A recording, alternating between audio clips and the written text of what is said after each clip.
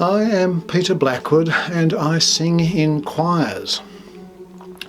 I have sung oratorios and masses, operas and requiems, Bach, Mozart, Rachmaninoff and the Beatles, and now for the first time I'm singing science.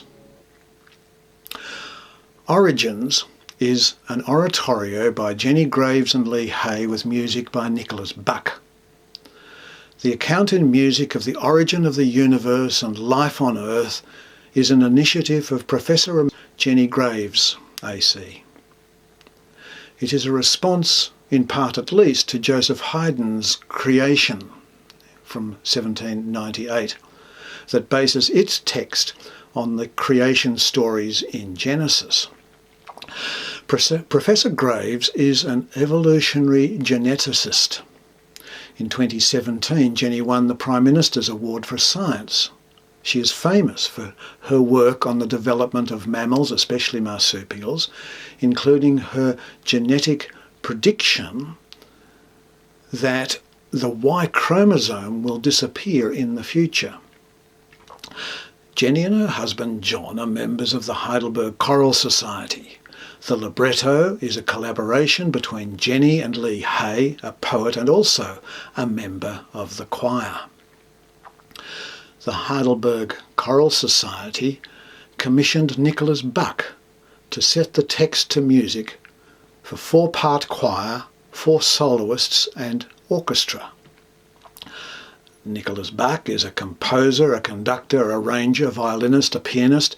He studied composition with Brenton Broadstock, amongst others, and he is currently settled in New York.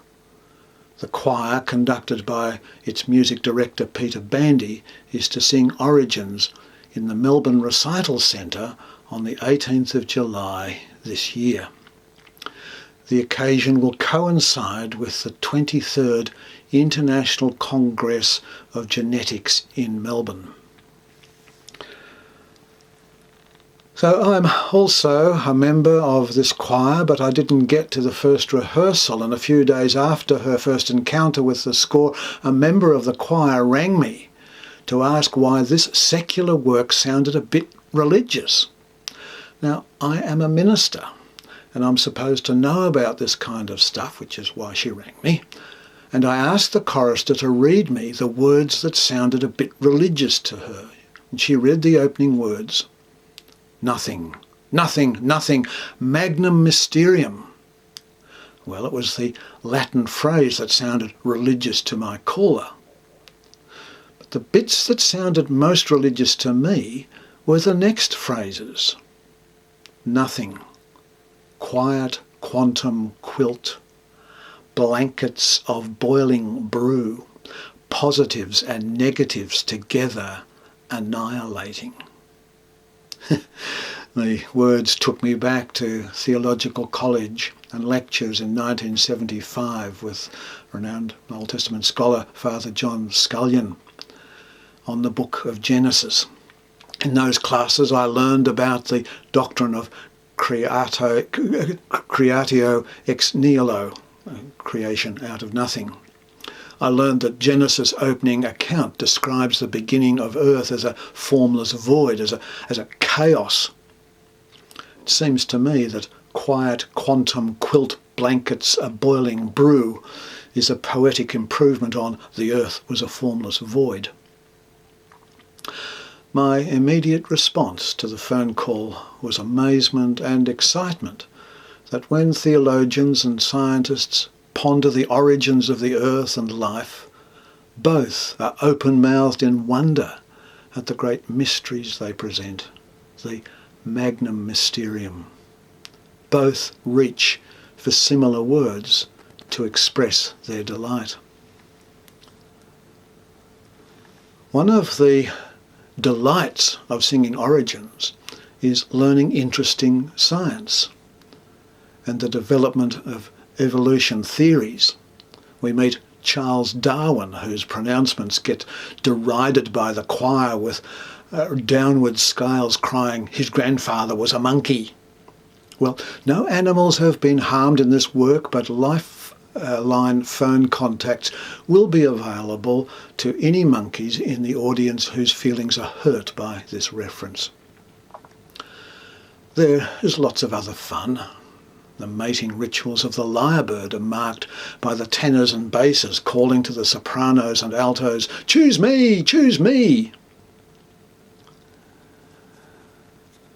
Nicholas Buc, an aspiring film composer, reflects the fun and the majesty and drama in his music. He is kind to the choristers with singable lines and engaging rhythms. He does not hang the tenors out to dry on high Gs for bar after bar like some Baroque composers.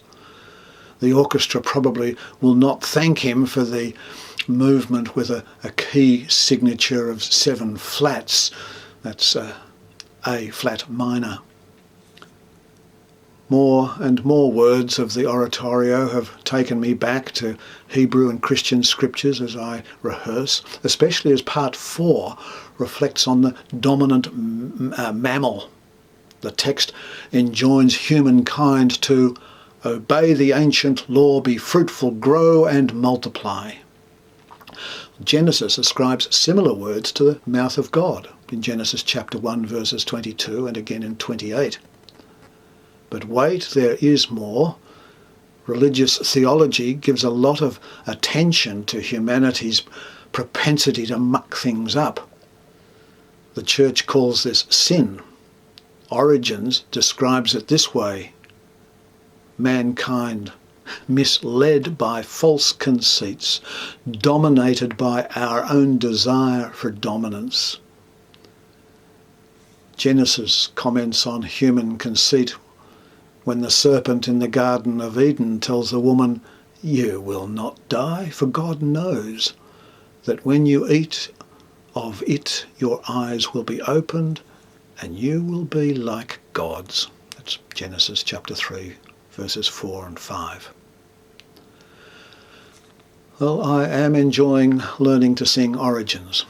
Apart from the fun of making music, I am invited to ponder how scientist and theologian consider the same mysteries of human existence and speculate on our chances of survival with eyes alert to signs of hope. The modern secular oratorio is not a science versus religion event, but a helpful contribution to a conversation between 2 branches of human inquiry that marvel at how all that is came into being and how humanity fits into it all.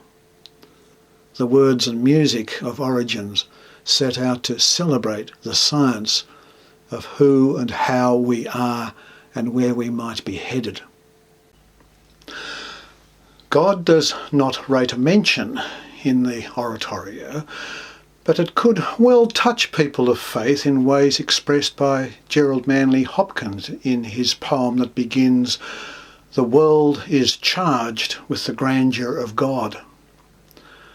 In his poem Hopkins and in Origins, there is expressed the wonder, but both also expressed concern at how humanity exercises dominance. Well, singing science is fun and informative, and I hope our audience enjoys this world premiere performance, and may it find a place in the repertoire of many choirs.